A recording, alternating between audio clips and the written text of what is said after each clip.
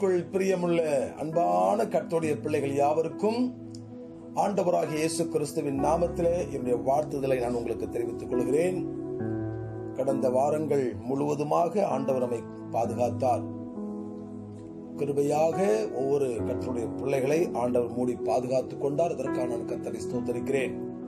இன்றைய நாளிலும் கூட நாம் இந்த காலை வேளையிலே நாம் தியானத்திற்கு எடுத்துக்கொள்ள போகிற சத்திய பகுதி உபாகமத்தின் புஸ்தகம் 15வது அதிகாரம் 6வது வசனம். உபாகமம் 15வது அதிகாரம் 6வது வசனம். நீயோ கடன் வாங்குவது இல்லை என்று எழுதப்பட்டிருக்கிறது. நீயோ கடன் வாங்காதிருப்பாய் என்று எழுதப்பட்டிருக்கிறது.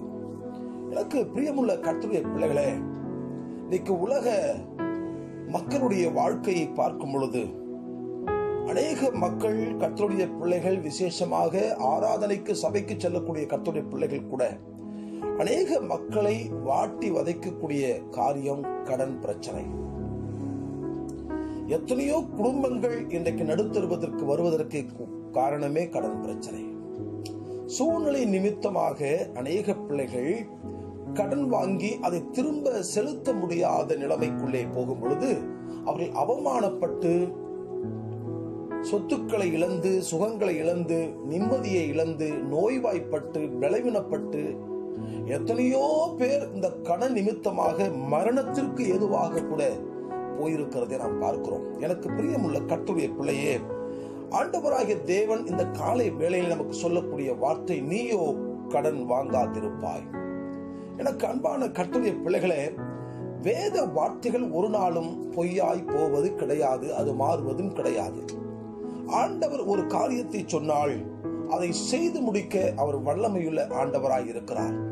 நீயோ கடன் வாங்காதிருப்பாய், நீயோ கடன் வாங்குவது இல்லை என்று வேதம் சொல்லுகிறபடியினாலே இந்த காரியத்தை குறித்து நாம் யோசித்து பார்க்க வேண்டிய கட்டாயத்திற்குள்ளே நாம் இருக்கிறோம்.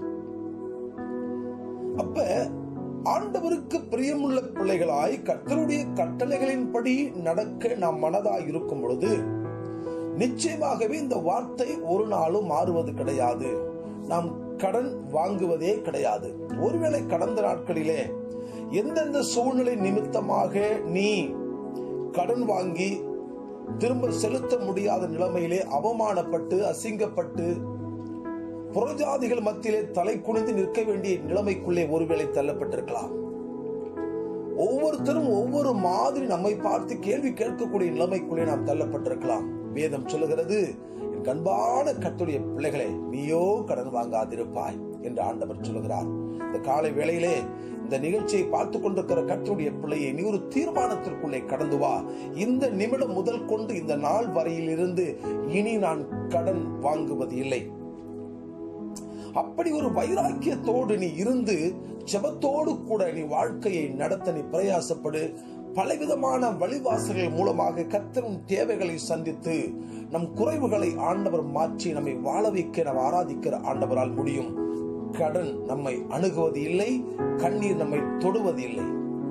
ஆம், எனக்கு பிரியமுள்ள கர்த்தருடைய பிள்ளைகளை, ஒரு தீர்மானத்திற்குள்ளே இந்த நாளிலே கடந்து வாருங்கள். வேதம் சொல்கிறபடி நீங்கள் கடன் வாங்குவதே இல்லை, கண்ணீரின் பாதைக்கு நீங்கள் போவதே இல்லை. ஆண்டவரே உங்களுக்கு துணை நின்று பெரிய காரியங்களை செய்வது அதிக நிச்சயமா இருக்கிறது. கர்த்தர் தாமே இந்த வார்த்தைகள் இந்த நாளில் நமக்கு ஆசீர்வதித்துக் கொடுப்பாராக. நாம் கண்களை மூடி செபிப்போம். எங்கள் பரிசுத்தமுள்ள நல்ல ஆண்டவரே, கர்த்தருடைய நாமத்தில் இந்த அருமையான நாளுக்காக நன்றி செலுத்துகிறோம். தகப்பனே தேவரீர், இந்த நாளிலும் கூட எங்களோடு பேசின வார்த்தைகளுக்காக நன்றி. நாங்கள் கடன் வாங்காத வாழ்க்கையை நீர் எங்களுக்கு கொடுத்து, ஆண்டவரே, ஒருவேளை நாங்கள் கடன் வாங்கின கடன்களை ஒவ்வொரு பிள்ளைகளும் திருப்பி கொடுத்து மனதளவிலே ஒரு ரம்மியமுள்ள காரியத்திற்குள்ளே நாம் கடந்து போகும்படிக்கு நாங்கள் ஜெபிக்கிறோம். ஆண்டவர் தாமே பெரிய மகிமையான காரியங்களை கர்த்தர் செய்கிறார், ஆசீர்வதிக்கிறார். இயேசு கிறிஸ்துவின் நாமத்தில் ஜெபிக்கிறோம் எங்கள் ஜீவனுள்ள நல்ல பிதாவே, ஆமென். அன்பானவர்களை, நல்ல ஒரு வார்த்தையை கேட்டோம். நாளை காலை மீண்டுமாக நல்ல ஒரு வார்த்தையோடு உங்களை சந்திக்கிறேன். கர்த்தர் தாமே உங்களை ஆசீர்வதிப்பாராக. God bless you.